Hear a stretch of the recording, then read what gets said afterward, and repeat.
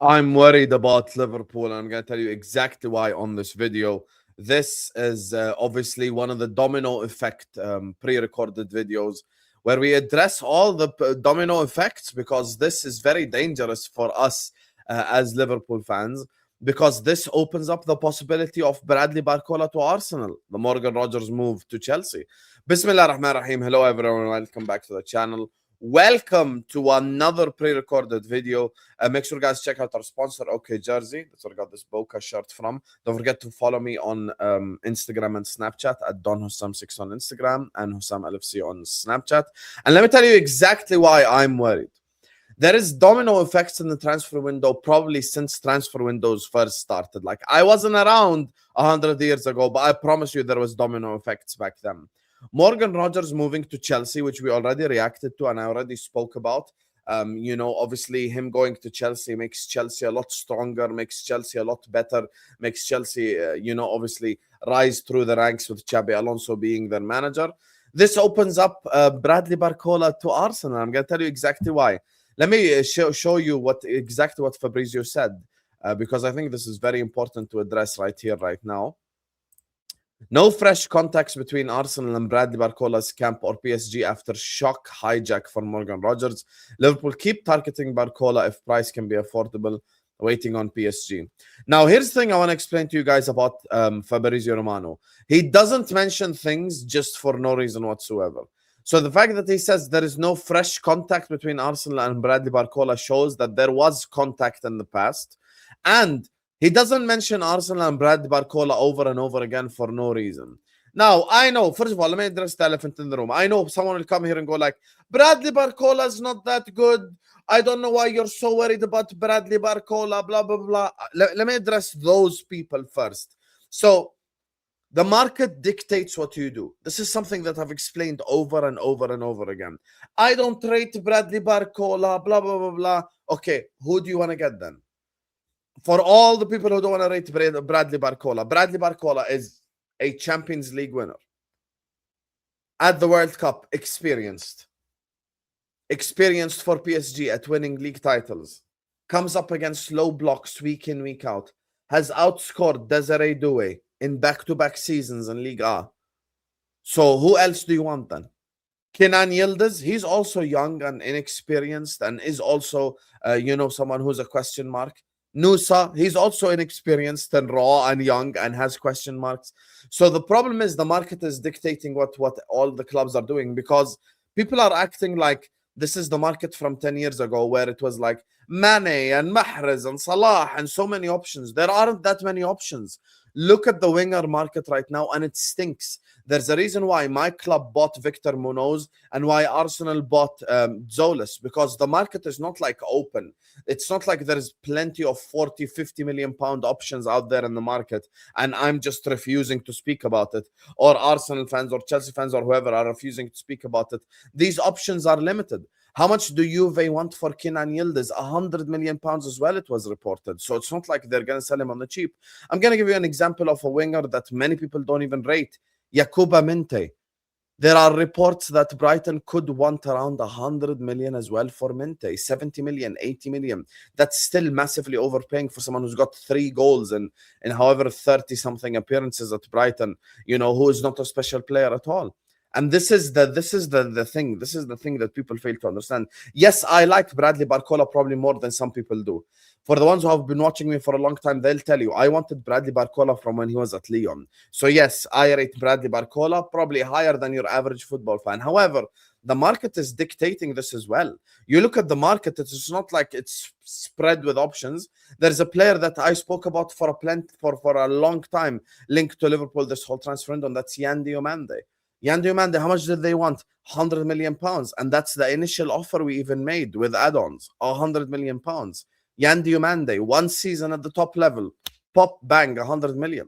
So for me, paying 110 million for Barcola, 115 for Barcola, it makes sense.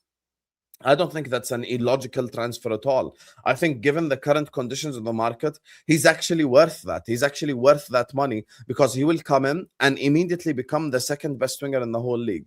I'm not even going to exaggerate, yeah? Bukayo Saka, number 1 now that Salah is gone. Number 2, Bradley Barcola.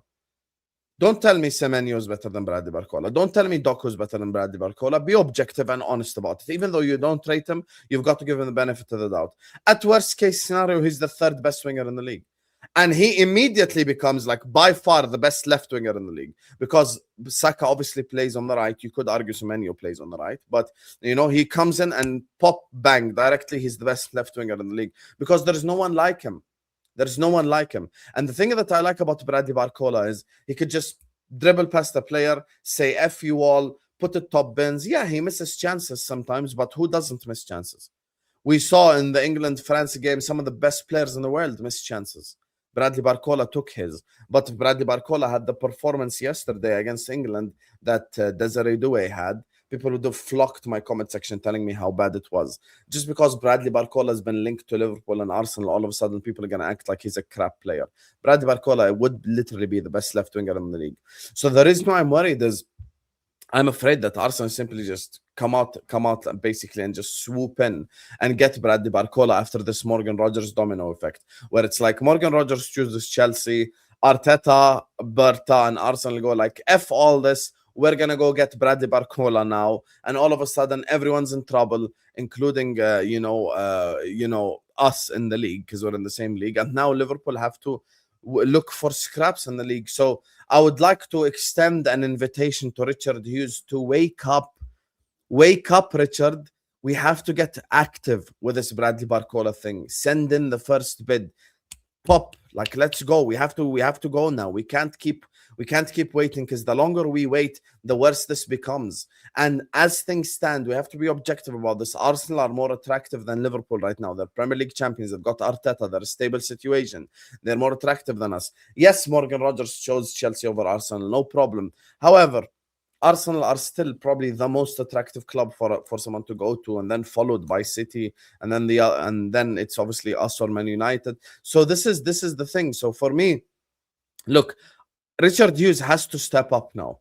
Arne Slot is gone. The pressure and all the spotlight is on you. You have to perform now in this transfer window. You have to execute these transfers in the transfer window. Right back, center back, left wing. We have to execute. And if we fail to execute, then all the fingers are going to be pointed at Richard Hughes, because no one's going to point the finger at Andoni Iraola, because we know he's a head coach. He's someone here to coach the team. He's someone to improve the tactics. He's someone to make the team better. He's not here to make transfers. He's not here to make transfer calls. He's not like some sporting director no one's ever heard of before. No. He's the head coach, and the others have to make the transfers around him.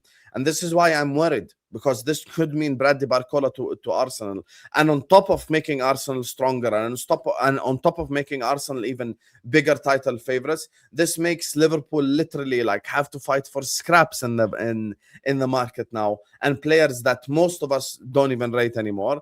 And here we go. This is what we've literally put ourselves in the position, because we didn't do these things early. I think had we sacked Arne Slot early, we would have figured out our transfer direction early, and we would have had a more clear vision. Because one of the things I've been very, very, very, like certain and sure of, had Arne Slot remained as the Liverpool manager, Adam Wharton would have joined the club. By far, like I was so certain and sure of it. Wharton would have been a Liverpool player already. But because Arne Slot left, now the transfer direction has changed.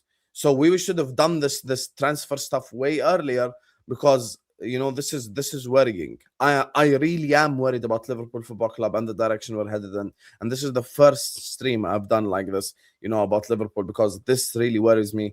And I hope Bradley Barcola does join us and doesn't join Arsenal, because this is scary times, man. If Barcola goes to Arsenal outside making them stronger, it makes us weaker with the options we've got in the window. And some of these names we've been linked with when it comes to the wing position, honestly, you guys, like, it's either some inexperienced, unproven guy. And what kills me after all this, there will be a Liverpool fan with the audacity to say, I expect Iraola to win the league. I expect Iraola to compete. If Barcola goes to Arsenal, don't expect Iraola to do nothing. Why, we're going to win the league with Victor Munoz while they've got Barcola and Rice and all these players? Come on, you guys. Let's just be honest about this. Anyway, guys, I'm really worried about Liverpool, as you guys can tell. Like, share, comment, and subscribe, and I'll see you whenever I see you. Peace out, people.